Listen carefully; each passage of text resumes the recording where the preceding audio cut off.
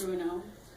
He was a guard dog for a junkyard, but his owners were upset with him because of his lack of aggressiveness.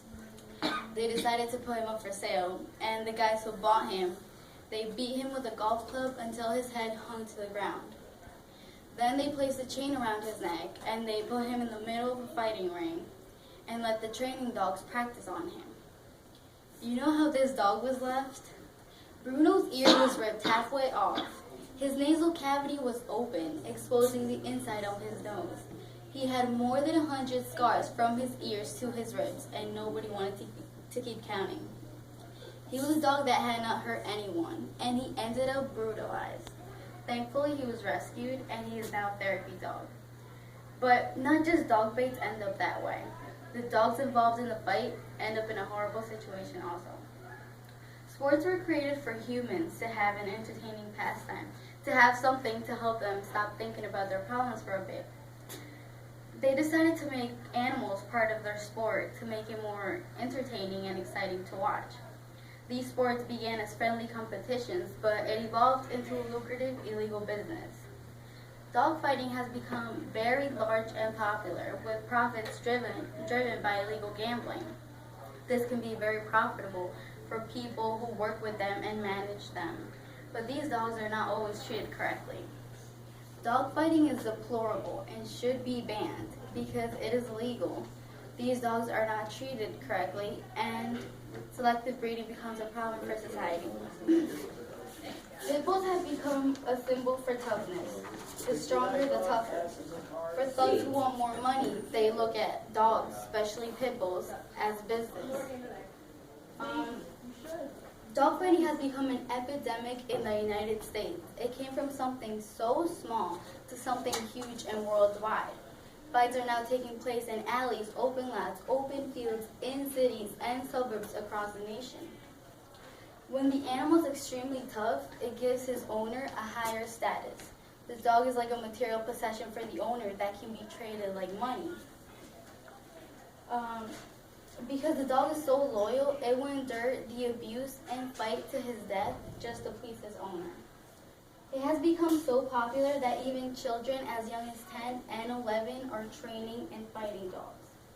According to Kim Masters-Evans from Animals and Sports, his feelings towards dogfighting is that it's a multi-million-dollar gambling industry that is often associated with gangs, auto theft, arms smuggling, money laundering, and drug trafficking. These are many reasons why dogfighting should be banned, mainly because it is illegal and it just needs to stop. Dog lovers become very worried when they hear about dogfighting. It really hurts a person when they know that an animal is being terribly abused.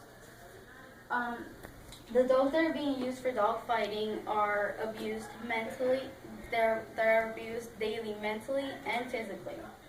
They're hurt in these ways mostly during the training. The training is actually much crueler than the actual fight. The more torture the dog is put through, the more aggressive the animal will become. Treating them like that is meant for the animal to be made strong and as aggressive as possible. When the pit bulls are being trained, heavy weights are added around their necks to help them build muscle. They are put on treadmills for hours without resting. They are thrown food at that they are forced to fight for. Besides this food, they are fed gunpowder and ground glass. According to Kim Masters-Evans from Animals and Sports, he says that some fighting dogs are killed by electrocuting, hanging, drowning, or beaten to death.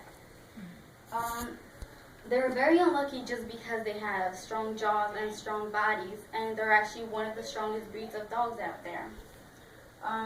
Dogfighting happens every day. The training happens every day. It is horrible to think about, but it's what happens every day. Last but not least, one of the most important reasons why dogfighting is a big issue is that selective breeding becomes a huge problem for society.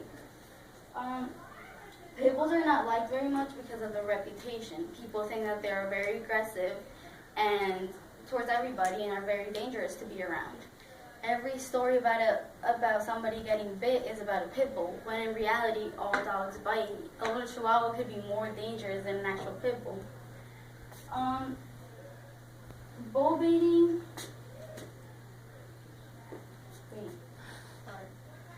Bull baiting began over 1,000 years ago in England, and it progressed to Britain's national pastime.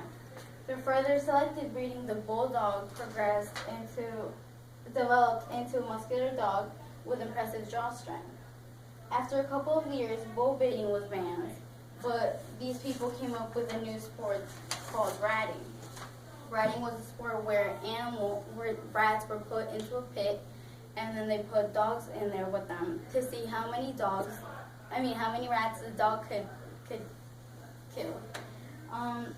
To enhance their quickness, they were fed with terriers, so that is the modern day pit bull terrier. After ratting, dogfighting became popular, and as settlers came to the New World, they brought dogfighting with them. Kim Masters Evans from Animals and Sports says that selective breeding and cruel training methods are used to enhance gameness. Because of all this breeding and dogfighting, the reputation of the pit bull has been completely damaged. Sadly, pit bulls are the hardest breed to find a home for, and that is why every time a shelter gets these dogs, they euthanize them right away. This is not fair for these dogs, and they are not to blame for what they have become today. We all need to work together to stop dogfighting from happening. Mainly because it is done illegally. These animals are not treated well, and selective breeding makes pit bulls a dangerous breed for our society. Allowing dogfighting to keep happening in many states will make itself more popular, and more people will be part of this gruesome pastime. If this really makes you upset and you want to make a change, you may get involved in an end dogfighting campaign or reach out to a sheriff and bring dogfighting to their attention. Tell people about this huge issue and make people adopt more pit bulls so that we can make this breed a great breed again. Bruno was a bait dog, and mostly bait dogs die right away. But he survived and was dumped. And the person who rescued him made him a therapy dog, and he rehabilitated him. If Bruno was a bait dog, imagine how the dogs involved in a fight end up. Extremely hurt, mentally abused, physically abused, or dead. Let's make a change.